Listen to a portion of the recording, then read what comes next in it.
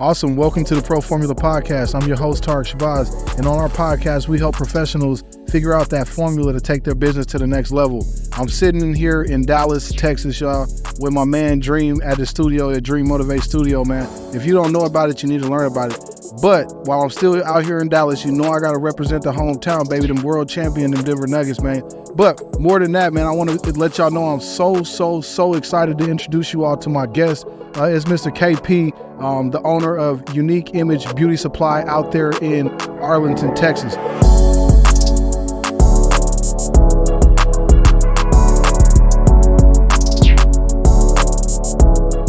KP, what's up with it, baby? What's up, big dog? Man, it's good to see you, man. Good to connect with you and link, bro. I'm so excited about today, man. It's a blessing. What you been up to, man?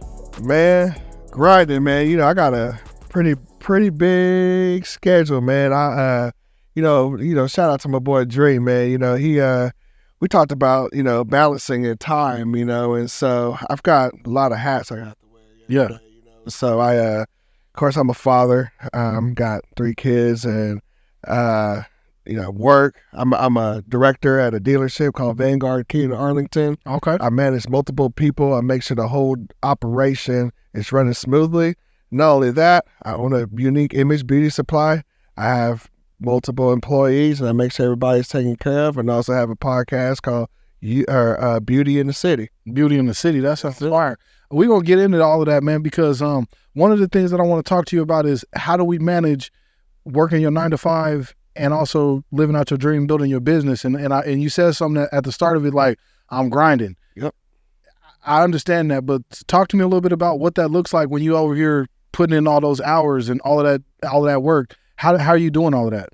Man, first off, I've been in the car business for about 18 years. And so within the 18 years, I leveled up all the way from the bottom all the way to the top. Or not necessarily my ceiling, but pretty high up in the business. From doing that, I learned how to do that part of the job. So when you have a family, you have a business, and you have entertainment, which my entertainment is interviewing people like yourself as well. You got to find a time to balance everything. And so, man, answering your question, it's a schedule.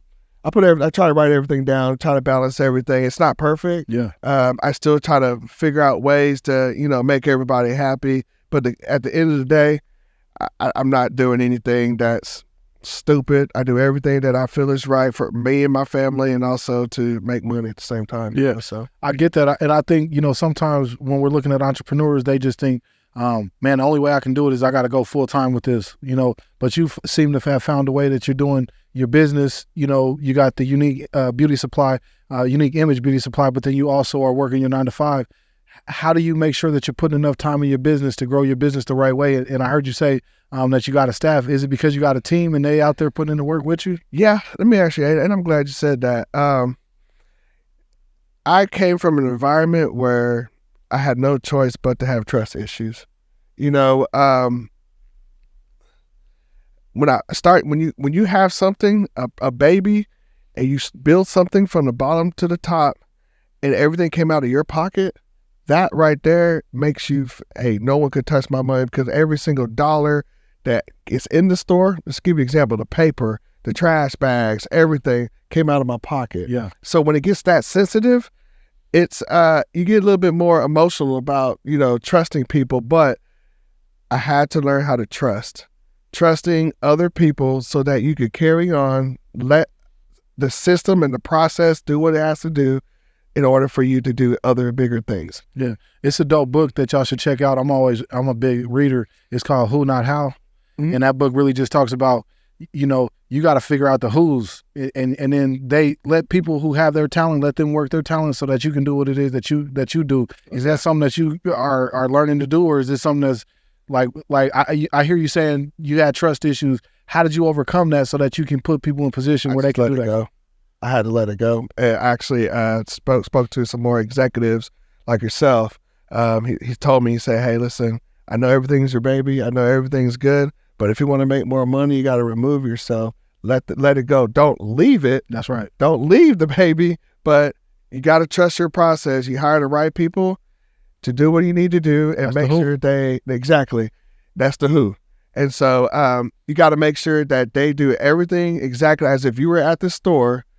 Because to me, I feel that I'm a solid leader. So with me being a leader, for me, the definition of leaders is actually do something that you would expect other people to do as well. Yeah. So, and at the same time, everything is operating even if you're not around. Yeah. So if you have a blueprint of your leadership, your business should run exactly how it's supposed to run. When I was a young leader, man, in corporate America, I was what they call a charismatic leader.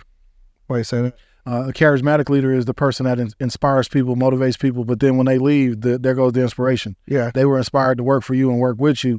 And as I've matured, I've turned into what they call a servant leader. And a servant leader is one who serves their team and they serve their organization or they serve them.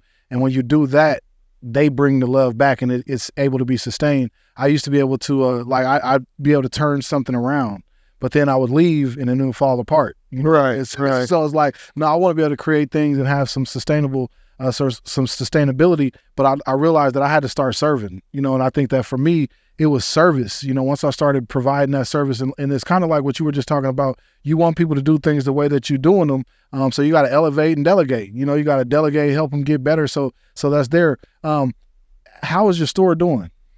Man, first off, shout out to Unique Image Beauty Supply. I am the #1 Black-owned, the biggest #1 Black-owned beauty supply store in Arlington, Texas. Come on, y'all. I am. The store's doing fine. I'm not where I wanted to be. I've done my own research as far as like what my store should produce. I'm not there. So the reason why I think I'm not there is it's the lack of marketing and the lack of people just not knowing. So I've only been in the business for about a little over 2.5 years. I do understand the fact that business is not going to jump just like that. It can, yeah. But in my type of business, which is very competitive amongst other people, if people don't know where you're at, I can't expect the results. Yeah. You know what I'm saying? Yeah. So my job is to make sure I get my name out there, get people out to know that, hey, Unique Image Beauty Supply is the #1 Black-owned beauty supply store. And I could tell you why, but show you why. But the reason why I'm not where I need to be is because I just need more. I need to seek more results. Yeah, I like that. I want to just challenge that just a little bit because I think our community, it feels like the Asians have cornered the market, and it's Mm-hmm. I'm not saying anything derogatory towards them, but it seems like they've cornered the beauty supply market, and I have yet to see an ad. I never see them on social media. I never see them marketing their business. How are they able to corner our market with our people? But here you are saying you got to get better at your marketing in order to get your people to show up to your store. I've never seen a banner for an Asian beauty supply spot. Absolutely, you're absolutely right. They have the power to have the capital to have this huge, and in which I'm sure anybody could do this, but it's more comfortable, the capital, and it's just understood that a person or a company that owns a beauty supply store, 98% of the time it's going to be an Asian brand. I could also see they probably can source products maybe a little bit cheaper than we can. They may have a connection to warehouses overseas that we may not have it. Yeah. Do you think that might be something that plays a part? Absolutely. So, I'll give you an example. If I had a product and I knew for a fact that I could hook you up and me and you are really good friends and then someone else that I don't know, I'm going to hook you up more than the person I don't know. Yeah, I'm going to make some money on the other people. I'm going to make more money if they want to get in my game. But there's ways around it. There are a lot of vendors out there that makes it a little bit tough for Black-owned beauty supply owners or any other race to own beauty supply stores. But there is a secret sauce behind it. Mainly, it's all capital. Capital is everything. A lot of people can't really put up $15,000 up front just to get in. Yeah, and start getting these certain type of discounts. But that's really what it is. But when you see a small business like myself, a lot of people tend to think, hey, this person don't have the type of capital. But I was blessed to take about 85% of the market with, vendors, popular vendors throughout the whole United States, what makes it a little bit tough for others. I've been blessed to get access to majority of the stuff. And so the other 15%, I get it other ways, and so I'm able to get what people need, and it's a solid blessing. What does it mean to you to be the largest Black beauty supply warehouse or supply company out there in Arlington? Because I hear when you said it earlier, and I wanted to let you finish it, but you said it with so much power and you were so proud. Yeah. What does that mean to you? And why is this so important? Because what I started with, I remember when I first signed my contract, which was February 15, 2020. This man remembers the date, y'all. 1 month later, COVID hits. And no one, their mom, could even like consider going outside. You got to think about it. In 2020, if you get COVID, you die. That's right. And so February was like literally when COVID started cracking off. Like, that was we heard of it, but we weren't really playing with this. Right. You know, we were still out eating steaks and stuff like that. I remember. I promise. I remember eating, and then I had to find, and keep in mind, mine wasn't an already set in stone building. Mine was an open shell. I told my landlord exactly where I want my line to be. So this was going to be my square foot line. So when that line hit, I had to get the HVAC. I had to get the electrical, the plumbing, the engineer. I mean, all these people. I mean, not many people just pull out cranes and put a whole 7-ton HVAC on the top of a building, man. During COVID, I mean, these people, ain't nobody messing with you. Yeah. You know what I'm saying? And so I just remember that I was blessed. And also keep in mind, try to get some type of loan. Ain't nobody calling you. Ain't nobody, man. The bank is closed. Yeah. You know, the bank, they're at home. That's right.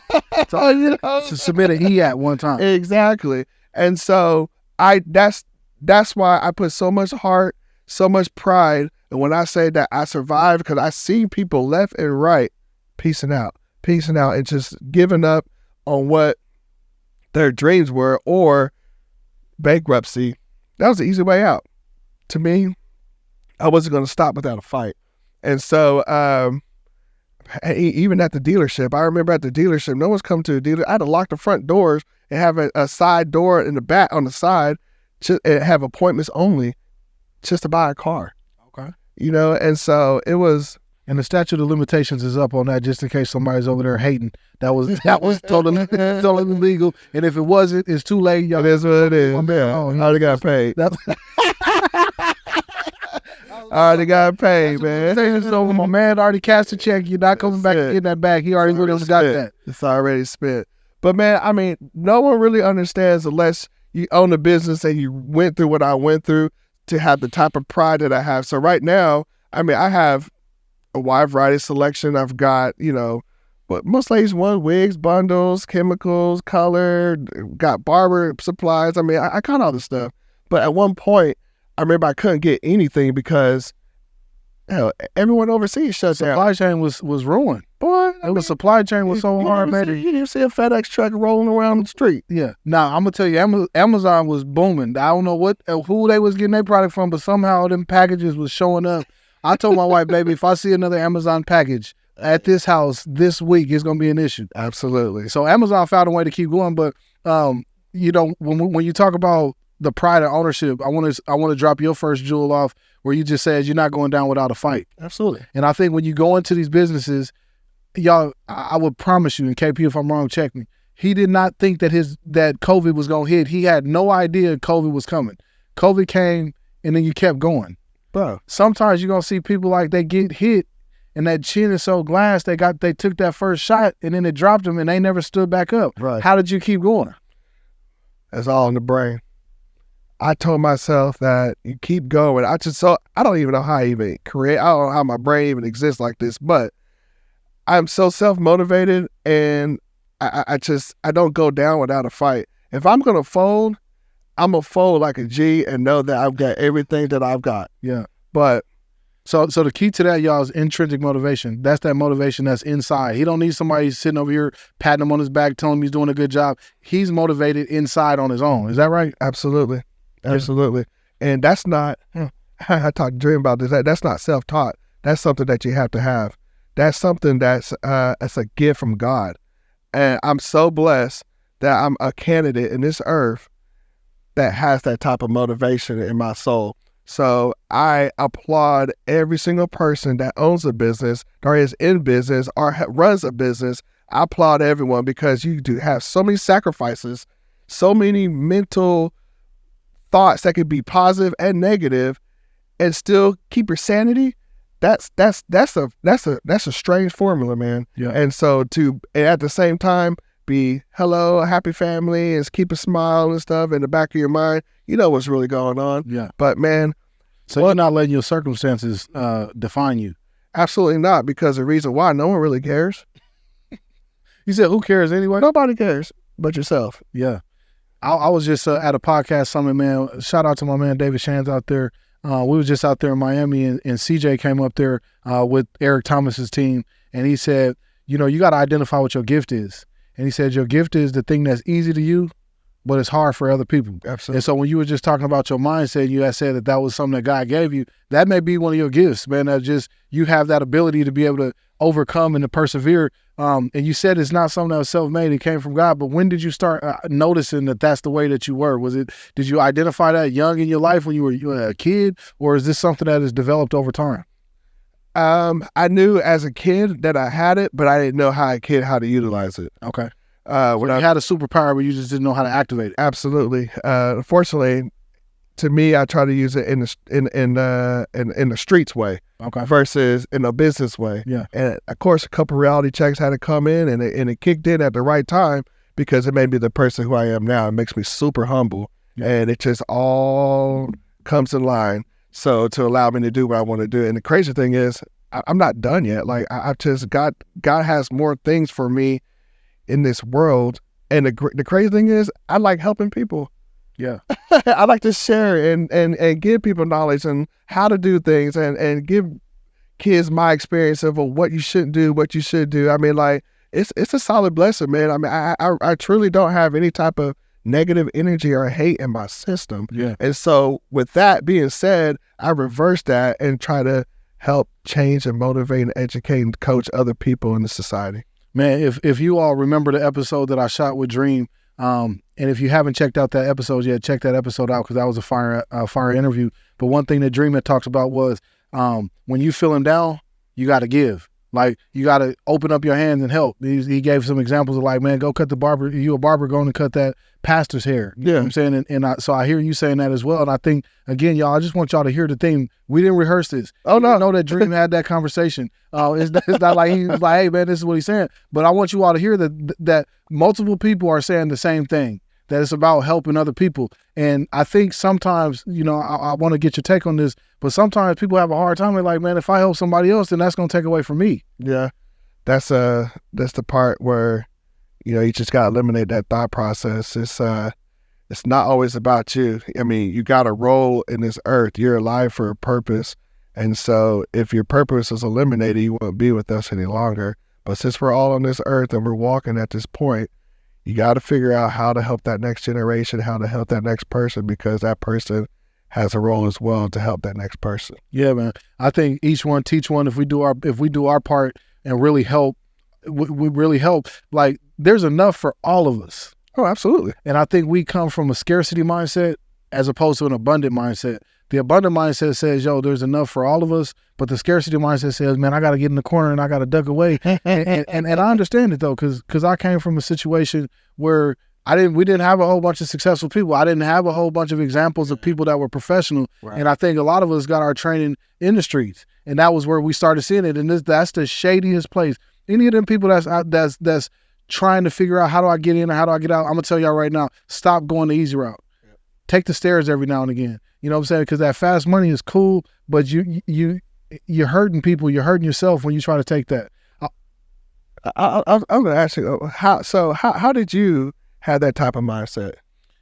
Yeah. I was talking before, you know, I played sports when I was younger, and I was hungry. I've always been this little ambitious little dude. I was the little kid in the neighborhood, could not wait for it to snow, because me and the homies was getting out there. We was going to shovel. We was going to, I wanted to improve my circumstances in my situation. And so I developed that mindset by wanting to improve my circumstances. I wanted to do something better. And then I've also had people that were following behind me that I felt responsible for. You know, the people in my neighborhood, shout out everybody over there in Hoffman Heights, man. They was like rooting for me. You know, and then they also, I had one of my cousins, man, I wanted to get put on so bad. Yeah. I wanted to get in a dope game. I ain't gonna lie. I was like, bro, get me on. Like, I'm trying to get a sack. Can we get cracking? Yeah. And he was like, this ain't for you, T. I had some homeboys that was in the streets. I remember he passed away probably a week after we had this conversation. They was going like, bro, I'm finna get ready to hit the block. And I was like, for sure, let me jump in. Yeah, for sure. And they stopped like, what? Bro, this ain't for you. So my true answer is that it was God. I still try to dibble and dabble out there and play around a little bit, but I realized that I started seeing my homeboys sit down and go to prison.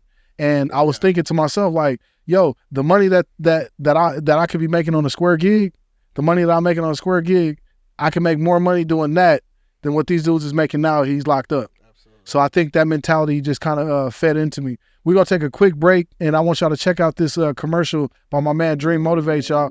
This dude's studio is so fly, is so player. If you need help, man, I want y'all to check this out. Now, after this commercial, don't just log out. Like, jump back in, man, because I need y'all to stay in and get the rest of this game that my brother KP is finna drop on y'all, man. So we'll be right back after this after this commercial. Let's get it.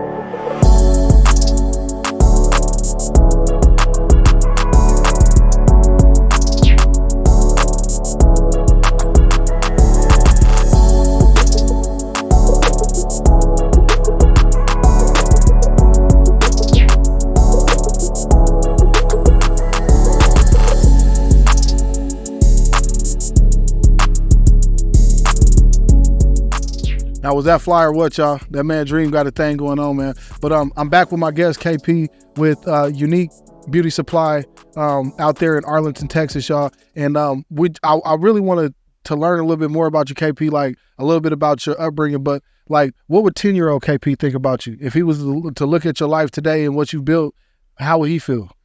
Man, the 10-year-old KP wouldn't even come close to even thinking that I'm at where I'm at today. Okay. I say that because, shout out to my mom and dad. My great family, everything's good. We all did not come from the best structure in the world. I'm going to tell you right now. I thought I was because what I had around me was great. Yeah. I love grits. I love, cream of wheat. I had all that stuff. I thought I had everything. Put the raisins in it, chop it up, we good. Yeah. But growing up, and it's funny, like I even Googled like where we used to live when I was little. I did this like recently just to bring my mind back. I said, man, that's the house that we used to live in, man. I thought I was like living it up, bro. I thought it was the best thing ever. And here I am and I'm super blessed to where I'm at today. But 10-year-old Kevin, man, he wouldn't even come close to thinking that I'll be in Arlington, Texas, being a true entrepreneur with a real entrepreneur that made decisions to execute a plan. I mean, it's just unheard of. Yeah. So growing up, did you have the entrepreneurial drive? Was that something that was inside of you? Or? Yeah, I did, because I remember my dad had a plan. He wanted to do something, but it's the one thing that everyone struggles, execution. Yeah. He never executed. He talked about it. One day I'm going to do this. One day I'm going to do this. One day I do this. I mean, I love my dad to death. I mean, he's a great man. But we just got to the point where everybody's getting older and it was too late to execute because everybody was starting to do it. I want to ask something that's interesting. How do you think your children would have fared growing up the way you grew up? And then how would you have done if you grew up in this environment where you are today? Because your kids, would they have made it? No, because of course I would say yes, they'll make it. They would have they wouldn't know no better. But if I were to automatically switch the scene and have like my daughter or my son live the way I did live, they'd be confused. Yeah. Very confused, lack of resources, lack of just environment. It'd be totally different. And you would literally have to take care of yourself at an earlier age, more mature quicker. Okay. I would say. And vice versa. If I was living the way I lived, I really think that if I and I was the father of me being a little younger, I would probably, because I know the type of person I am. I interviewed JC Styles, Miss Jada, with Dream, and it's one of the connections that I had when I listened to them speak was the fact that they're father and daughter, and I have a daughter growing up. I'm going to make sure that my daughter is going to think and be smart about entrepreneurship and execution, not to have the fear, but you can't teach that stuff, but you can have a support system and be motivated with fear. And so, I don't know. I mean, it'll be a different, I wouldn't know how it would be if I was raised the way I am, how my kids would be. I'm gonna tell you, these camera phones would have, I think that was a game changer. Yeah. I remember we had to be creative, call waiting. I remember when we ain't even have call waiting, somebody's calling the phone, you getting that busy signal. I'm trying to talk to my sister, like, can you please get off the phone real quick? Because they said they was gonna call me at 8 o'clock. I think things like that my kids would struggle with. Yeah. They would have a hard time adjusting to living in an oven and not in a microwave. Because everything right now is in the microwave. You just push 30 seconds, push play, push start on that microwave, and then boom, you got your meal. I think it would have been a bigger challenge for my kids. And then when I think about myself in this environment today, I'm looking at it like, man, I honestly think I would have thrived. I think I would have thrived. Right. Sources like trainers, just like I got kids. My son is playing quarterback at Colorado Mesa out there, man. Shout out to Leslie, man. Go do your thing, baby. Yeah. But this dude had a trainer. You know what I'm saying? Like, he was teaching this dude how to run, how to throw the ball, how to do all of that. We was like teaching each other how to play sports. We didn't have that ability, to have our people teaching us that way. So I think that would have certainly been an advantage, because I think we have much greater resources today, and if I grew up with these resources, I think I would have been a lot further ahead. But after I say that, I also think that's part of the reason that we are the way we are, man, is we didn't have those resources. We had to get out there and grit and get nasty with it and go do it. Do you think technology has changed this world as far as like the way people are thinking? Oh, man, absolutely. You know how we knew if a girl liked us? We went up and asked her. Yeah, we brought a note. The homie might have brought a note to her. Right now, it's like I posted up a picture, and my kids, they'll say stuff like, Dad, she liked my little Instagram post, and that's how I knew she was feeling me. We was getting told, hey, you ugly, man. Them shoes is raggedy. You know what I'm saying? So I couldn't wait to go back to school on Monday to figure it out. Yeah, so and you had no other choice. The other thing that was happening was you got beat up. Right. Somebody beat you up, or you got into a real fist fight with somebody, and it didn't go well. But then guess what? You had to still go to school tomorrow because your mom was like, boy, you're not about to miss school because of that. Right. You was the one that thought you was tough trying to fight that boy. You had no business trying to fight him. So I think technology has removed that human element from our children and it's taken that out of it. And I think that's how it's had an impact on our culture and on our society. Yeah. I think ultimately our kids are, and I love all my kids, man. Shout out to kids. They're doing a wonderful job. But I think that we've made it so easy for them that it's gotten a little bit soft and a little bit too easy for them. Yeah. Let me ask you a personal question. Your kids, you say you have kids, right? Yes, sir. See. And I was discussing this with one of my guys at the beauty supply store, one of my good friends. Man, I remember I used to get my butt whooped all the time. Yeah. Do you beat your kids up? No, I don't. What changed? I hated getting whooped. And I didn't learn. It pissed me off. Yeah, it did. It didn't make me, it wasn't like, oh, that's the reason that I'm not going to do that is because mama just whooped my ass.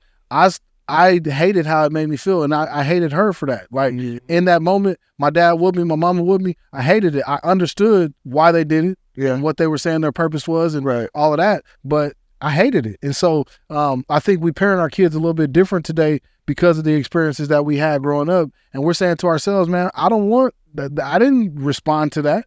That wasn't the way that I felt. So, no, I don't whoop mine. How about you? You whooping your kids? Man, I don't. I mean, I do, but I don't. It's like it's a pay attention type situation, but I don't have a belt just putting lines on my leg and my butt or extension or remote control. You got to die. I mean, I don't have that, but I just remembered. And the reason why I asked that, do you think, and you said how children sometimes are being soft and lack of communication, and you could get on your cell phone and say, hey, someone likes me because of this, I mean, like, it's so different. Hell, I mean, I don't even trust people now. I don't even let my kids go walk far away because people steal kids these days. You know what I'm saying? I mean, it's just, our society is just so crazy to me. I think there's some truth into that. And I think that some of the experiences, like what I think that, and I hate to throw you off. I apologize. No, we vibing. But I would say some of the things that I wish I would do differently is not about whooping them. It was about my mama telling me no. Yeah. Mom used to say no. You say, Mama, can I go outside? Mom would say, no, you can't go outside. You like, so then I had to learn this. Mom, I cleaned up my room. I got all my chores done. I did all my homework. I still have $7 from last week when I cut the grass. I'm going to ride my bike up there. Me and Terrence is going to meet up at the park and we going to hoop. I'll be home before dark, so I don't even need a ride. Is it cool if I go up there? So that taught me how to overcome objections at a young age because Mama used to love to say no. But my kids will come to me and they'll be like, Dad, I got a tournament in Anchorage, Alaska. And they'll just hand me the flyer, and they don't even think twice about it. Yeah. So I think my financial position is a little bit different than my parents. And I think that part of the reason that we was getting our ass whooped was because our parents might have been stressed. Right. And then now you stealing from the store? Yeah. You done added more to my plate? You know, so I think we're in a situation where we're not nearly as tense as our parents were. And that may be because we have a little bit more, financially and we're not in the same situation that our children, that our parents were in. So I think that is a contributing factor in some of the factor of why the kids are. So I feel like for me personally, I hate telling my kids no.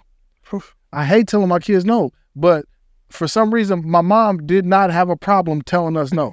You know what I mean? Does that make sense? Though? Absolutely. So I agree. So when I look at it, it wasn't the ass whoopings, because that made me mad. Yeah. But it was the no for no reason. And she would, and my mom was funny like this. I'll say, Mom, can I go outside? And she'd be like, no, you got to go clean your homework. Do your homework or clean up the house. And then if I said, but Mama already did that, she would say, what did I say? I already said no. So that's how I learned. You overcome objections at a young age. As a sales rep, right. When I was in the field selling, oh my God, I was waiting for an objection. Right. They're going to say no. I was waiting for it like this.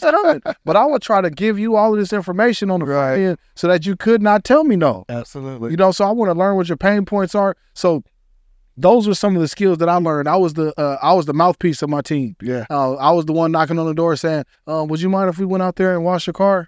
I was the one going selling boxes. Man, I must have sold 10,000 boxes of World Finest chocolate to raise money to go on the track meets and things like that. Nice. So I knew what my talent was. So as I got older, I just tapped back into what I knew. What were some of the talents and some of the things that you had as a young person that you see that you still utilize today?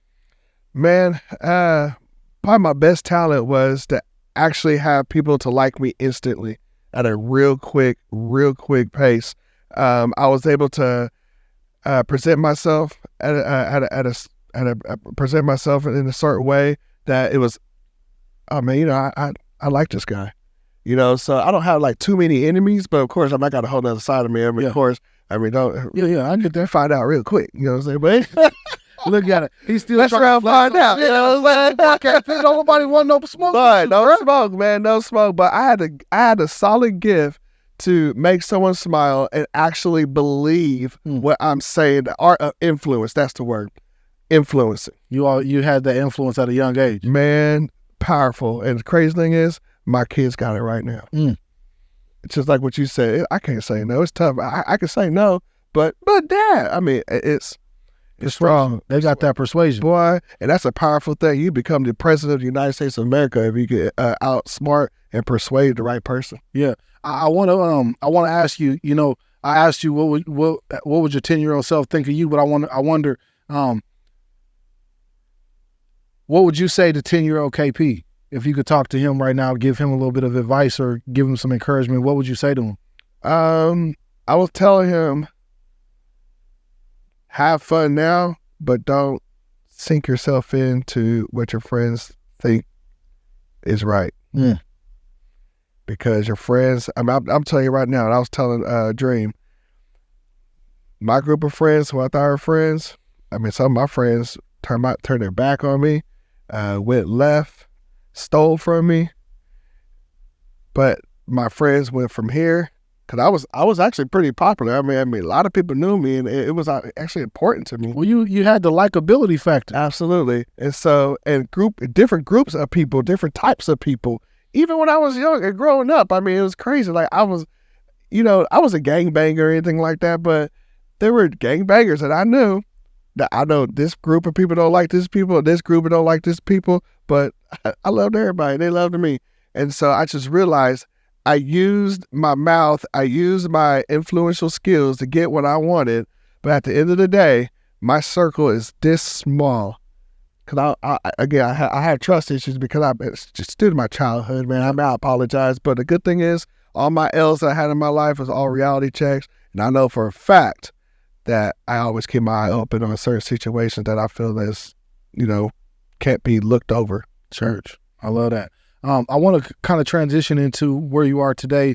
And one of the things that I've heard from a lot of entrepreneurs or professionals is that they have a plan and they are constantly working their plan, refining their plan, road mapping, et cetera. What does your future look like for you, man, in the next 2-3 years with your beauty supply business? Yeah, absolutely. I feel like in the next 2 to 3 years, I should be making at least 8 times as much as my store is making right now. I plan on opening 2 other beauty supply stores and also some type of lounge. Once I get those done, of course, in the meantime, hopefully I'm blessed enough to stop getting in the auto industry and I'm able to manage all 3. I'd rather wake up in the morning and know I need to go to these certain locations, make sure these tasks are done, and spend more time with my family. What do you have to do that? Like, what's it going to take for you to get to that next step where you are 8 times what your business is asking? Most people will say a team. Of course, you got to have a team, but it really just takes patience, right opportunities, and execution. Okay. So you got to execute. Absolutely. You got to find those opportunities. Now, when opportunities come, they don't always jump out at you and say, hey, I'm an opportunity. Are you actively looking for opportunities, or are people coming to you, bringing opportunities to you? Like how, and I'm saying, I want to get into your mind, KP, because you're very successful. And I appreciate it. I want to help other people get there. So I'm just trying to probe a little bit deeper to say, like, how do you know it's the opportunity? Right. And that's a good question. My first step to me is to make sure when I have the task at hand is on pace and I can see a trend that I know for a fact within 2 years, 3 years, I will hit my goal. Okay. And so to jump out of something that you're already focused on, to jump out of it will be the dumbest thing any entrepreneur would do. So if you're going, but you still got other things to do to keep going, and you jump out of it, it's going to go, and it'll go right back down. Yeah. So when I hit a certain peak, which I do have in mind, once I hit a certain peak, I feel that it's time to go to the next step. The next step is build store number 2. I could build a beauty supply store within 48 hours. It's that simple. So you got that part figured out. It's that simple. Like, I wish I could teach and train people exactly how to open a beauty supply store because I could do it. If y'all want to learn, man, reach out to my man KP. He'll help you out. Yeah, please do. But that would be the ultimate goal. I can't skip steps, but jumping immediately will be skipping steps. I have to market and make sure everyone in the DFW knows who I am and what type of person I am and what I represent. Yeah, I think that's fire. Kind of for this entrepreneur who's feeling, I want to stop saying entrepreneur, y'all, because it's about professional. So for the professional that's feeling stuck and they're feeling like, man, I'm at the cusp of breaking through, but I ain't had the results yet. I don't necessarily have the capital to get started, but I got a good idea. What would you tell that entrepreneur or that professional that's feeling like I'm trying to get out of my own way, or I'm trying to get to this next level, but I feel like I'm stuck? Find a role model, find that leader that's better than you, and just listen to what that person has to say and help them guide you so that you don't make sure so you don't make the mistakes that other person did. Man, I swear to God, this might be the biggest jewel that's been dropped. You got to find a mentor. You got to find a coach. And you guys got to stop being afraid of finding coaches. You got to stop being afraid of like reaching out to people and trying to get help and asking for help. Absolutely. And I think that sometimes we have that disposition where we're afraid to ask somebody to help us get to this next level. And I'm going to say this as well. We got a bunch of scammers out here, these scam coaches, that's some fake coaches. So one of the things I would say is when you're looking for a coach or when you're looking for a mentor, I always say CTS, consider the source. Does bro have the life that you want to have? Right. Is he doing what you want to do? Right. Like the last thing I'm going to do is try to get advice from somebody, marriage advice from somebody that's in a divorce. Right. Like that. I can learn from them though, because I do want to say that I think that the person who failed, you can learn from them. If from you're their mistakes. if you're asking them the right questions. Correct. What would you have done differently? How would you have done this if you had the opportunity to do it a different way? Absolutely. But I think what you just got done saying was so important that you really got to put yourself in a situation that you're getting guidance and you're getting advice from somebody that actually has done it or somebody that has knowledge on what you're doing. I got one last segment for you, and it's called Settle the Score. Yes, sir. And ultimately, man, we gotta get this figured out because this is a debate that's been going on, man. I want to know a couple questions. Who's had a greater impact on culture and on your life? Was it Dr. Martin Luther King Jr. or was it Malcolm X? Martin Luther King. Martin Luther King Jr. Why? Georgia, baby. Okay. Georgia. He's a Georgia boy. Okay. That's it. There we go. Second question is, who had a greater impact and influence on your life? Was it Tupac or Jay-Z? Tupac. Tupac, is it close? Super close. It's super close? Absolutely. Okay. Mine is like Tupac and Nip Hussle. I don't know which one had a greater impact. It might have been Nip. It might have been Tupac. All right. In terms of like vacationing, you going out on a vacation, would you rather go to L.A. in vacation or would you rather go to Miami? L.A. L.A. Yeah. Okay. I love L.A. too. I was just in Miami though. Miami is so dope. Beautiful. I love L.A. too though, so I'm not sure what my answer would be on that one. And then I want to know, when you're reading, would you prefer to read a book or listen to an Audible? I prefer Audible, but reading is more intimate. Yeah, I like to read. I feel like I retain the information a lot better when I'm reading. And I think sometimes when I'm listening to it, I find myself getting distracted. I gotta like go back and try to listen to it again so that I can really catch what that piece is, man. Absolutely. But KP, it's been a blessing talking to you. I want you to tell the people how they can get a hold of you and why they should come and check your store out, bro. Okay, first off, #1 Black-owned beauty supply store, Arlington, Texas. The biggest #1 beauty supply store, Arlington, Texas. You can find me at Unique Image Beauty Supply, TikTok, Instagram, Facebook, wherever you want to call it. If you want to see me personally, my name is Kevin Polite, like a polite person. I'm telling you, all you people, entrepreneurs, leaders, whatever you do, make sure whatever you're going through, if something goes wrong, don't give up. If your business goes down, quit, open to something else. If someone's telling you your business is not going to work, that should motivate you to keep going. I salute everyone that's in the chair with the opportunity to do something in your life, change someone's life up, man. And I'm telling you, God got your back. So God got you, man. Reach out to my brother Kevin Polite. This is Tariq Shabazz. This is the Pro Formula Podcast. I really appreciate y'all tuning in. I hope y'all enjoyed this show, and I look forward to seeing y'all next time. Peace. One love.